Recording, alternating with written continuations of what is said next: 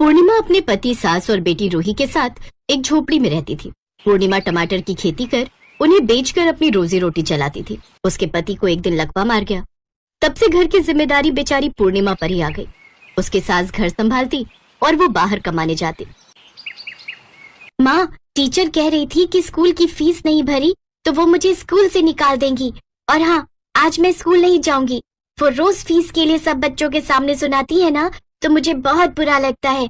और आपने कहा था ना नए बस्ते के दाम का पता करने के लिए, तो वो 500 रुपए का है। हे राम, इतना महंगा! आग लगे इस महंगाई को जो दिन पर दिन बढ़ती जा रही है। हर चीज के दाम बढ़ रहे हैं सिवाय इन सब्जियों के। अच्छा तू चिंता मत कर, मैं कल ही तेरी फीस भर दूंगी। अब मैं चलती हूँ। पूर्णिमा चुपचाप काम पर चली गई। कुछ देर बाद पूर्णिमा टमाटर बेचने निकल गई। टमाटर ले लो, टमाटर, लाल लाल टमाटर, मजेदार टमाटर।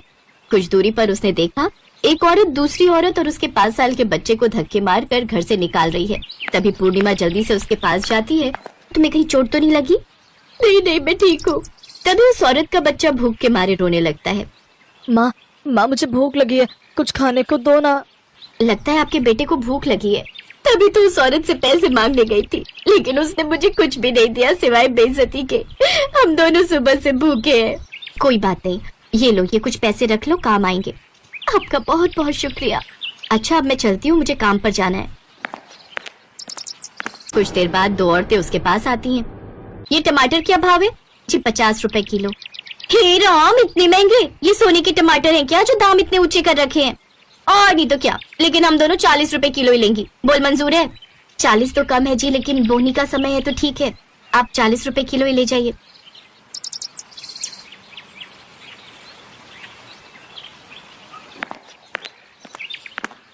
टमाटर ले लो, टमाटर, लाल लाल टमाटर, टमाटर ले लो, टमाटर, लाल लाल टमाटर। अरे बेटी, इस गली में मत आया करो, यहाँ पर बहुत कुत्ते रहते हैं, कहीं काट लिया तो मुश्किल हो जाएगी। हाँ बाबा, मैं पहली बार इस गली में आई हूँ ना, इसलिए पता नहीं था। तभी वहाँ वो औरत अपने उस बच्चे के साथ आती है और दूर से पूर्णिमा को हाथ उठाकर आशीर्वाद देकर निकल जाती है। ये देख पूर्णिमा मुस्कुरा देती है। सच में किसी भूखे का पेट भरने से कितनी खुशी मिलती है। बस दुख इस बात का है कि मैं आज भी रूही की फीस नहीं भर पाऊंगी। पूर्णिमा रसोई में सबके लिए चाय बनाने जाती है। चाय बनाते हुए उसकी नजर चाय पत्ती के डब्बे पर जाती है जिसमें जरा सी चाय पत्ती होती है। उफ, न जाने इस घर की रसोई के डब्बे कब पूरी तरह भरे हुए होंगे। ये चाय पत्ती भी बस एक बार की ही बची है। उसके इतना कहते ही वो चाय पत्ती का डब्बा भर जाता है। अरे ये चमत्कार कैसे हुआ? मेरे कहते ही डब्बा झट से भर गया। लगता है माँ सरस्वती इस वक्त मेरी जुबान पर विराजमान है। जय हो सरस्वती माँ। तभी उसे रसोई में किसी के हंसने की आवाज आती है। वो और भी ज्यादा डर जाती है। फिर उसकी नजर सामने रखे उन 6 टमाटरों पर जाती है जो आपस में टकराते हुए हंस रहे थे। ये कमाल हम जादुई टमाटर का है, तुम जो चाहो हमसे मांग सकती हो।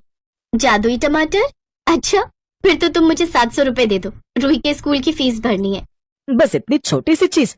देखो हमने कहा ना, तुम जो मर्जी मांग सकती हो। नहीं नहीं, मैंने कहा ना मुझे बस 700 रुपए दे दो। लेकिन तभी वहाँ पैसों का ढेर लग जाता है। फिर वहाँ कमला भी आ जाती है। कब से तू चाय बनाने गई थी लेकिन अभी तक तेरी चाय। हे भगवान, ये क्या है? इतने सारे नोट?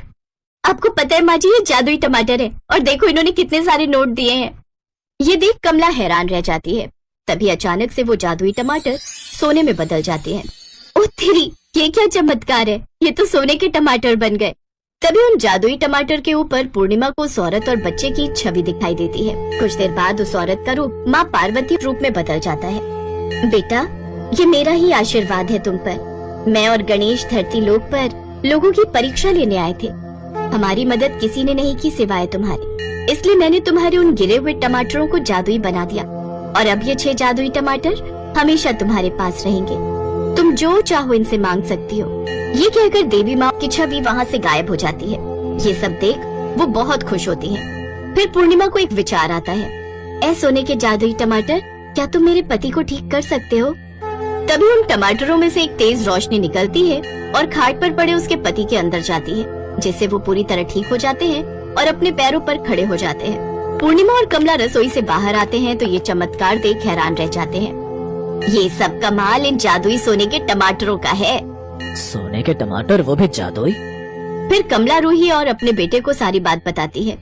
अगर ऐसी बात है तो सोने के जादुई टमाटर, अभी तुम हमारे इस घर को बड़ा सा अच्छा घर बना दो। इतना कहते ही वो घर एक बहुत बड़ा आलीशान घर बन जाता है, जिसमें सुख सुविधा की हर चीज होती है। अब उनके पास किसी चीज की कमी नहीं रही।